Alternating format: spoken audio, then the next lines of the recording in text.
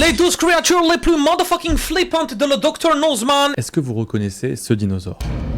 Ouais, c'est un T-Rex. J'imagine que oui. C'est Ouais. la star de Jurassic Park, le ça. célèbre Tyrannosaurus Rex. Je peux aussi vous montrer des images de Diplodocus, de Oh, shit. Triceratops ou de Velociraptor. A priori, vous les reconnaissez tous. Ces Ah oui, c'est dinosaures vrai. sont Ils sont plus à plume qu'à peau de crocodile à la base. certainement les plus connus parmi les 1000 espèces de dinosaures découvertes à ce jour. Mais aujourd'hui, j'ai pas envie de vous parler de ces stars. Non, j'ai plutôt envie de vous parler des outsiders, des dinosaures qui sont un petit peu restés dans l'ombre. Des espèces surprenantes, bizarres, Évite de mettre flippantes pause. et même D'accord. parfois ridicules.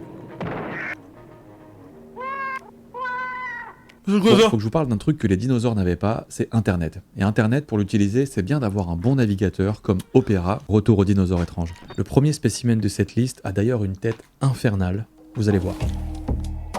Bon. Ah, je crois savoir lequel c'est. Le quoi? Le Nigerzosaurus? Pardon? C'est une blague. Mais pourquoi il y a le N-word dans son pseudo à lui? Nommé en l'honneur du paléontologue français Philippe Taquet, qu'il a Vas-y, découvert dis-le, Nozman. au Sahara nigérien vers la fin des années 60, le Nigersaurus taqueti. Ah, c'est le Niger. Et moi je l'ai dit comme un fils de pute. Non, mais après, c'est le mot en entier que j'ai pas dit le N-word. Commencez pas. Non, parce que je vous vois venir me prendre ma veste là pour le nom d'un dinosaure, les gars, ça y est. Ah, si, vous voyez un peu son blast derrière ma cam, j'ai dit, wesh, ça se trouve, vous voyez même pas ce que j'ai lu. L'honneur du paléontologue français Philippe Taquet, qu'il a découvert dans le Sahara Mais arrêtez de dire nigérien que je suis raciste, vers la fin des là. années 60, le Nigersaurus taqueti possédait Oh une tronche vraiment pas possible. Regardez-moi ce truc.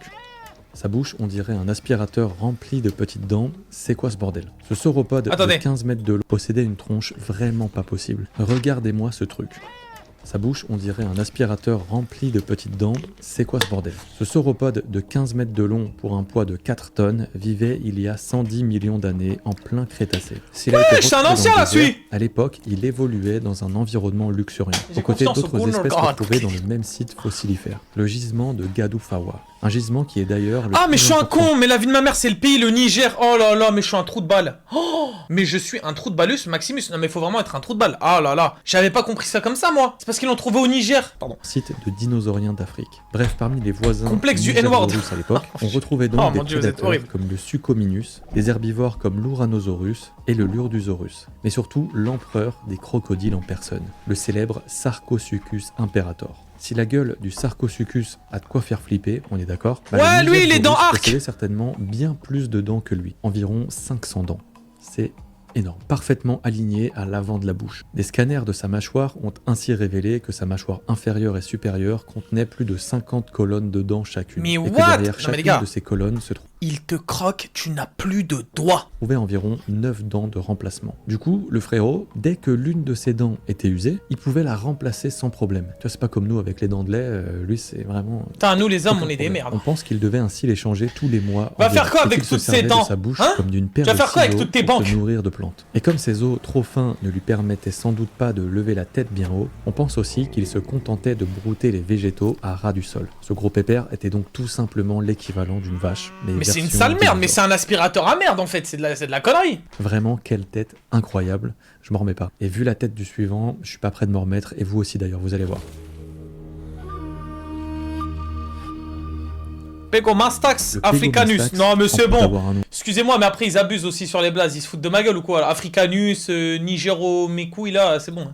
Assez rigolo à prononcer finalement. Il ressemble vraiment plus à un gobelin qu'à un dinosaure, je trouve. Un genre de mix entre un dinosaure et un porc-épic. Voilà, c'est ça le truc. Le Pegomastax est bien connu des fans du jeu Ark. Vu qu'il a il est tendance dans à Ark, laisser lui traîner ses pattes dans les poches des joueurs pour leur piquer des trucs. Ce petit bonhomme Ah, de c'est le 37 mètres de voleur haut possédait une large mâchoire dotée de longues canines lui donnant des airs de vampire. En réalité, il se nourrissait sans doute plutôt de fruits que de sang humain, et vu qu'il vivait il y a environ 200 millions d'années, il y a peu de chances finalement pour que nos ancêtres aient pu le croiser un jour.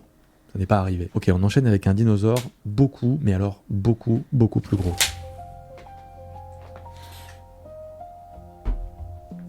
Vous allez voir, quand on parle du Ma man. Wesh, c'est ma man, c'est... J'ai un qui parle comme ça dans le rap game là, il a arrêté de faire des sons même. Lorenzo. Ma mère, c'est Lorenzo. C'est Lorenzozarus Sinocanadorum. Dorum. C'est un truc. Brachiosaurus sinocanadorum, il n'y a pas que son nom qui est genre ultra long. Regardez-moi la taille du bestiau. Lui, tu l'appelles, il rase la moitié de la forêt en se retournant. Le je vais l'appeler Mamen. Et ben Mamen, c'est un lui aussi il a fait la... sauropode Wesh. qui vivait il y a entre 155 et 145 millions d'années dans l'actuelle Asie de l'Est et qui mesurait jusqu'à 35 mètres de long, avec un cou qui faisait presque la moitié de sa taille et au bout duquel se trouvait une toute petite tête. Selon le paléontologue américain Jack Horner, si les humains avaient les mêmes proportions... Nozman, tu fais quoi là? Ouais, je t'ai pas honte Nozman, mais arrête tes conneries mon gars. Comme une cacahuète, tout au bout d'une paille longue d'1 mètre de long. Vraiment une image mentale Il a pété un plomb, là, catastrophique, si on ressemblait à ça. Bref, pour connaître la longueur du cou de Mamen, les scientifiques ne pouvaient pas uniquement compter sur ses ossements. Vu que sur ce gros spécimen découvert en 1987, on n'en a pas trouvé beaucoup en fait. En s'appuyant sur les squelettes d'autres spécimens de la même famille et en se fondant sur la structure des vertèbres de Mamen, ils ont donc pu calculer que son cou devait mesurer environ 15,1 Quoi? Non mètres mais, de long. les gars, c'est un immeuble, mais c'est choquant. La largeur d'un terrain de basket en gros. Vu Mais comme ouais. ça paraît pas super pratique comme truc. Rien que pour enfiler un pull par exemple, t'imagines, tu te trompes de trou, c'est fini, ça te prend la matinée. C'est un merdier, voilà. En réalité, ce cou surdimensionné était un grand avantage évolutif. Grâce à lui, le Mamenchisaurus pouvait atteindre énormément de sources de nourriture sans problème, et sans même avoir à se déplacer. Il lui suffisait de tendre le cou et hop, il pouvait manger tous les végétaux c'est le fit du à sa portée. Une bonne manière aussi d'économiser de l'énergie. On pense aussi que, comme pour les girafes, ce cou possédait d'autres intérêts potentiels. Ça pouvait être un critère de sélection sexuelle, par exemple. Mais il pouvait aussi avoir un rôle... plus elle est grosse, plus t'es accepté ou quoi là? On arrête, c'est de la merde, c'est pas drôle. Défensif. En fait, avec de telles proportions, les prédateurs avaient sans doute du mal à s'attaquer à lui. Tu vois, le truc, il est tellement énorme que bon, c'est compliqué. D'autant que son cou était au final moins lourd qu'il n'y paraît. Vu qu'il était constitué de vertèbres légères et creuses, dotées d'extensions osseuses raidissant son cou et lui garantissant une meilleure stabilité. Beaucoup de particularités qui semblent lui avoir réussi. À lui et au reste de son groupe d'ailleurs. Vu que les sauropodes sont arrivés très tôt dans l'histoire des dinosaures, qu'ils étaient extrêmement répandus et qu'ils ont perduré jusqu'à la fin de leur règne il y a 66 millions d'années. En parlant de sauropodes, on va s'intéresser un petit peu au punk de la famille, vous allez voir. Wesh, le rebelle Amargasaurus kazoui. Amargasaurus kazoui, c'était vraiment un punk à crête, en fait, voilà. Regardez juste le squelette. Mais montre-le-moi sans les os. sa double rangée d'épines dorsales d'environ 60 cm. À quoi il ressemblait? Ce sauropode mesurait entre 9 et 12 mètres de long et pesait environ 9 tonnes. Un gros camion recouvert de pics en gros. Sympa. Si on a autant d'infos sur l'Amargasaurus, c'est parce qu'on en a retrouvé un squelette quasiment entier en Argentine en 1984, dans une zone où cette espèce vivait il y a 132 à 127 millions d'années. Ce squelette était d'ailleurs si bien conservé que certains os étaient encore reliés entre eux, t'imagines? Alors ok, c'est super tout. Il lui manque la jambe arrière, ça, c'est sa jambe arrière, ou alors c'est sa troisième jambe.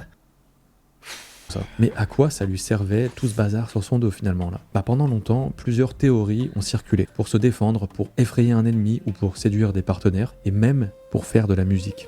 Ouais. Casse-toi! Pardon? Bon, en vrai, Amargasaurus kazoui ne jouait sans doute pas de banjo, voilà. Et ça, on le sait grâce à une analyse histologique menée en 2022, où des chercheurs ont remarqué que ces épines n'étaient pas assez vascularisées pour être de vraies cornes, comme chez les chèvres, par exemple. Et surtout, l'orientation des fibres osseuses suggérait qu'il y avait une membrane tendue entre les épines. Du coup, l'Amargasaurus ne ressemblait sans doute pas à un énorme hérisson. Au final, il avait plutôt une espèce de grand voile dorsal comme ça. Oh, c'est wesh, il est stylé! Finalement. La paléontologie, c'est vraiment un travail minutieux, et ça prend du temps de déterminer l'apparence probable d'un dinosaure à partir des restes de son squelette. Et d'ailleurs, le prochain spécimen en est l'exemple parfait. C'est le Spinosaure. Le Deinonychus myrficus. Alors lui, pendant très longtemps, c'était carrément l'une des plus grosses énigmes de la paléontologie. Tout simplement parce qu'au début, on a retrouvé que ses bras. Regardez ça. Cette belle paire de bras de 2,4 mètres de long se termine par 3 grosses griffes par patte, d'une longueur de 25 cm chacune. Ce truc, c'était vraiment Wolverine, quoi, finalement. Cette paire de bras a donc été trouvée en 1965, sans qu'on puisse vraiment en déduire le reste de son apparence. Wesh, on a la même casquette, Nozman, t'es trop un goût. Qui signifie littéralement main terrible. Je rigole. Ancien. Pendant les 50 années suivantes, Deinocheirus a donc été imaginé comme un prédateur ultra flippant, un gros carnivore bien bourrin capable de déchiqueter ses proies avec ses griffes géantes, sauf qu'en 2014, au fin fond de la Mongolie, on a découvert des squelettes presque complets et hyper bien conservés de Deinocheirus. Et là, gros retournement de situation. Bam. On a compris que ce gros pépère vieux de 70 millions d'années et plus grand qu'un T-Rex n'avait en fait finalement rien d'un serial killer. En réalité, c'était plutôt une sorte de gros autruche finalement. Deinocheirus était un dinosaure dinosaure bipède d'environ 11 mètres de long, recouvert de plumes, et qui ne possédait pas une gueule terrifiante pleine de dents, mais plutôt un gros bec. Il possédait aussi de grosses pattes larges et aplaties pour pouvoir patauger dans la boue sans risquer de s'embourber. Et on a retrouvé plus de 1400 gastrolites dans son estomac, des petits cailloux servant à broyer les végétaux. Au final, on pense que ces grosses griffes servaient à creuser et à récolter des végétaux, et à se défendre éventuellement si besoin. Boum, un petit bout de griffe, ça mange pas de pain. Pendant 50 ans, on pensait tenir l'un des dinosaures les plus terrifiants, et au final, on se retrouve avec un gros canard plutôt tranquille. Comme quoi, il faut toujours il est plutôt tranquille là, celui. On peut avoir des bras énormes, mais être un mec chill. En ce qui concerne le dinosaure suivant, par contre, bon bah c'est tout l'inverse. Oh putain, c'est le Carno. Oh, il y a Carno Israël, Carno Sastraïl. Le mec, il essaie de... C'est un Carno de Tel Aviv, celui-là. Oh, les blagues de fils de pute. Eh, vas-y, la vie de ma mère, j'en ai marre. De ce petit pépère, c'est trop mignon. Pourtant, si l'on dézoome un peu, on se retrouve face à l'un des... Ah, la vie de ma mère, ça sert à quoi? Mais supprime-les, Wallah, on dirait des plugins. Enlève-les, mon gars. Y'a quoi? Arrache-les tes bras, c'est bon, ils te servent à rien. Plus impressionnant du Crétacé, le Carnotaurus.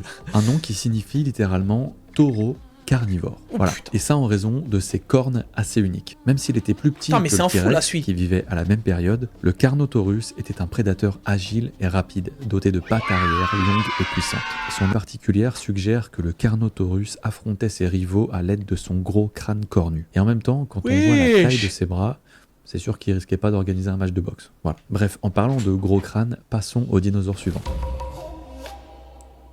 C'est quoi ça? Dracorex Hogwarts. Vous l'avez bien vu. Hogwarts Legacy, wesh, c'est Harry Potter. Le nom de ce nouveau dinosaure, c'est le Dracorex Hogwartsia, qui signifie littéralement tout simplement le roi dragon de Poudlard. Voilà.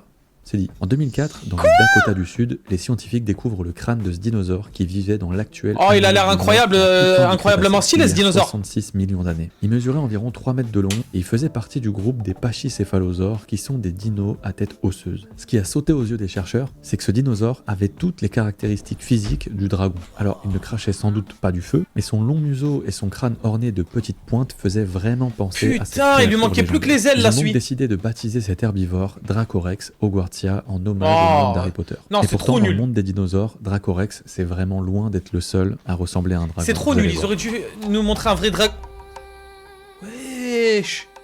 Stigmoloch. Laissez-moi vous présenter le Stygimoloch spinifère. Un nom qui signifie littéralement le diable cornu du fleuve de la mort. Voilà, c'est super sympa, l'ambiance, top. Vraiment, les paléontologues, ils se faisaient plaisir au niveau des noms, on est d'accord. Bref, vivant à la même époque que le Dracorex, Stygimoloch mesurait lui aussi 3 mètres de long, et il faisait également partie de la famille des pachycéphalosaures. La différence, c'est qu'en plus des petites pointes sur la tête, lui, il avait carrément 6 grosses cornes et un dôme osseux au sommet du crâne. On est clairement plus sur un dragon là, mais sur un genre de démon du Crétacé. Je peux dédicacer moi et mon pote Caesarium and Julian dédicace. Pachycéphalosaurus de compétition. Vraiment, le frérot se tape la plus belle calvasse de tout le Crétacé, et là vous commencez peut-être à vous douter de quelque chose, non? En fait, Pachycephalosaurus wyomingensis, en réalité ce serait juste l'évolution finale des 2 dinosaures précédents. Tout simplement, Dracorex et Stygimoloch. Les noms, on dirait des Pokémon carrément à ce stade-là. Voilà. Et ces deux-là, ce seraient a priori des stades de croissance de Pachycephalosaurus. C'est en tout cas l'hypothèse avancée dans une étude publiée en 2009, dans laquelle les chercheurs ont littéralement découpé les os des 3 dinosaures afin d'analyser leur structure interne et de déterminer leur âge au moment de leur mort. Et là, bingo, Dracorex serait le stade le plus juvénile, Stygimoloch serait le stade adolescent, entre guillemets, et Pachycephalosaurus serait le stade adulte. C'est le baron. Les pics, puis les cornes, et enfin la giga calvasse. C'est logique en fait. On pensait avoir 3 espèces différentes, mais au final on se retrouve avec un seul et même animal à différents moments de sa vie. Un cas... Ah mais en fait c'est le même dino. Qui serait vraiment loin d'être isolé, et certains scientifiques estiment qu'en distinguant mieux le sexe et l'âge des individus, on pourrait ainsi réduire d'1 tiers le nombre d'espèces de dinosaures connus. Alors c'est une hypothèse qui fait pas encore consensus, mais qui pourrait quand même changer pas mal de choses. Pour le prochain spécimen... C'est-à-dire que plusieurs fois on a découvert des dinos, mais ça se trouve c'était juste des versions bébés, d'un genre de ou enfants ou adolescents d'autres dinos. Les tout premiers dinosaures, donc voilà. Et qui avaient surtout une manière de voler plutôt originale. C'est quoi? Lui, il Charovipteryx s'appelle mirabilis. Charovipteryx mirabilis. Et il vole grâce à ses pattes arrière. Oh, il est trop Ce stylé. rigolo vivait il y a 225 millions d'années. Et en Wesh, vrai, il vole avec c'est pas ses grand-chose pattes de arrière. lui, vu qu'on le connaît grâce à un seul fossile partiel, découvert en 1971 au Kirghizistan. Mais bon, après quelques déductions solides et un petit peu d'imagination, les chercheurs sont Oh, il est dingue, lui. arrivés à ce résultat. Une tête allongée, des pattes avant très courtes, mais surtout des pattes arrière gigalongues munies d'une vaste membrane en guise d'aile. Le frérot, incroyable. c'était un deltaplane, tout simplement. Voilà. Les pattes avant disposaient aussi d'une petite membrane, ce qui lui permettait sans doute de mieux contrôler son les inclinaison animations lorsqu'il de planait, Dr. parce que le Osman sont Charovipteryx ne pouvait pas vraiment battre des ailes. Non, il se tapait juste un giga grand écart avant de se laisser planer. C'est tout simplement le seul vertébré volant connu dont les ailes sont attachées aux membres postérieurs. Et même s'il avait sans doute l'air un peu con, voilà, bah en fait ça marchait super bien son truc. Une analyse aérodynamique publiée en 2006 a même montré qu'il régulait sans doute sa vitesse en écartant ou en rapprochant ses pattes arrière, ce qui tendait plus ou moins sa membrane, tranquille quoi. Grâce à ça, on estime que ses performances C'est comme de vol l'espèce auraient même d'écureuil été qui meilleures vole, là. que celles des lézards planeurs actuels. Alors au final, Attends, même si pardon son apparence On a ça dans notre monde actuel? meilleure que celle Pourquoi j'ai jamais entendu parler de ça, moi? Depuis quand on a des lézards avec des ailes dans notre monde actuel? Excusez-moi. Quelle est donc cette cacophonie? des lézards planeurs actuels. Alors au final, même si son apparence elle peut faire un peu rigoler, et ben le Charovipteryx c'était un peu le Concorde des lézards volants finalement. Et c'est quand même assez stylé. En parlant de look un peu ridicule, je vous De conseille Lux de Max pas vous moquer du prochain dinosaure de la liste. Non, on va pas se foutre de sa gueule, vas-y, montre-le nous. Ouais, je suis, c'est un mogueur, il a une grosse Avant de mâchoire. vous montrer une image du Cryolophosaurus, déjà le nom encore Il une est comme fois, ça. merci, il faut que vous sachiez qu'il est parfois surnommé Elvisaurus. Il est surnommé comme ça à cause d'une particularité assez unique. Ce dinosaure possède tout simplement une grosse mais il est corne stylé. en forme de mèche de cheveux, en plein sur la tête. De quoi faire penser à la coupe de cheveux du chanteur Elvis Presley, d'où son surnom du coup. Mais bon, on va pas trop se moquer de lui non plus quoi. Ouais, parce que le Elvisaurus là, c'était quand même l'un des plus grands prédateurs de son époque. Attention, plus précisément, c'était un théropode carnivore qui vivait en Antarctique il y a 170 millions d'années Il fait peur, ça se voit, il fait peur. durant le Jurassique inférieur. Le spécimen découvert en 1991 mesurait environ 6,5 mètres de long et pesait autour de 465 kg. C'est déjà pas mal, voilà, belle bête, mais c'est encore plus impressionnant quand on sait qu'il s'agissait en fait d'un adolescent. Avec ses grands yeux ainsi que ses chevilles solides et ses cuisses puissantes, le Cryolophosaurus était capable de poursuivre ses proies pendant très longtemps. Du coup, plutôt que de se moquer de sa mèche de cheveux, vaut mieux rester planqué tranquille dans un coin quoi. C'est bien. En fait, moi je me dis, si on envoie un seul humain à cette époque-là, le Jurassique, le Crétacé, tout ça, mais frère, comment tu survis? Tu meurs, genre, il y a tellement de conneries. Microraptor! Un autre dinosaure au look flamboyant, c'est le Microraptor. Celui-là, je l'adore. Car malgré sa petite taille, ce mini-dinosaure, il brillait de mille feux. Vu comme ça, on a un peu du mal à se dire qu'il s'agit d'un dinosaure, et pourtant le Microraptor représentait l'une des étapes possibles de l'évolution des oiseaux, tout simplement. Ouais, parce qu'on a un peu tendance à l'oublier Dingue. quand même, mais les oiseaux sont bel et bien des dinosaures. Voilà, ils sont Exceptionnel. même en réalité les seuls représentants actuels des dinosaures théropodes, dont faisait partie d'ailleurs le Tyrannosaurus Rex. C'est important de s'en souvenir ça quand même. Quand tu sors dehors et que tu croises un pigeon, bah en fait c'est un lointain cousin du T-Rex. Ah, Bref, vous êtes tellement revenons-en devenus au des Microraptor. merdes, les T-Rex. Ce petit Regarde, vous êtes des dinosaure, petits bichons il de vivait merde. Il y a 125 millions d'années. Et il avait plusieurs particularités le rendant vraiment hors du commun. Non seulement c'était l'un des plus petits dinosaures ayant jamais existé, soit 80 cm environ, mais il était également recouvert de plumes, probablement noires et surtout irisées. Un peu comme une Merci, carte Pokémon Chrysox. Pokémon, tu vois. Ça fait Mignon plaisir. pour les En subs plus de niveau d'avoir 1. un maximum de style Merci. et un nom assez cool, bah, le Microraptor il pouvait aussi carrément voler. Voilà. Sauf que comme il ne voulait décidément rien faire comme tout le monde, bah, il possédait pas seulement 2 ailes, mais 4, sur les membres postérieurs, mais aussi sur les membres antérieurs. Au début, les scientifiques pensaient que le Microraptor avait plus ou moins inventé le biplan et qu'il repliait ses ailes postérieures sous ses ailes antérieures afin de s'en Merci. servir comme d'une voile supplémentaire afin de pouvoir planer sur de plus longues distances. Sauf qu'entre-temps, l'analyse de l'implantation de ses plumes, elle a un peu affaibli cette hypothèse. On pense désormais que le Microraptor se servait tout d'abord de ses griffes pour grimper à un arbre avant de s'élancer dans les airs, que ses ailes antérieures étaient suffisamment larges à elles seules pour lui permettre de planer, que ses muscles pectoraux auraient pu lui permettre de Wesh, battre les des ailes pectoraux. de temps à autre pour se propulser, et qu'il se servait en fait plutôt de ses ailes postérieures pour se diriger un peu à la manière d'un gouvernail. Le truc c'est un mix de tout quoi. Il est trop fort. Cette théorie voudrait Wesh, il est aussi trop- il est dire trop que les stylé, ce vols des dinosaure. oiseaux pourraient venir des dinosaures grimpants. C'est dingue. Et ça plutôt que d'hypothétiques dinosaures qui auraient pris leur envol en courant hyper vite. Un peu à la manière d'un avion au décollage finalement. Bref, il y a beaucoup de choses à dire sur ce Microraptor finalement. Il a beau être petit, avec son look à mi-chemin entre un corbeau et un mini dinosaure, mais je le trouve quand même vraiment classe. Je l'aime bien. Et si vous vous demandez à quoi pourrait ressembler un mix entre un dinosaure et une chauve-souris, restez pour le prochain, vous allez voir.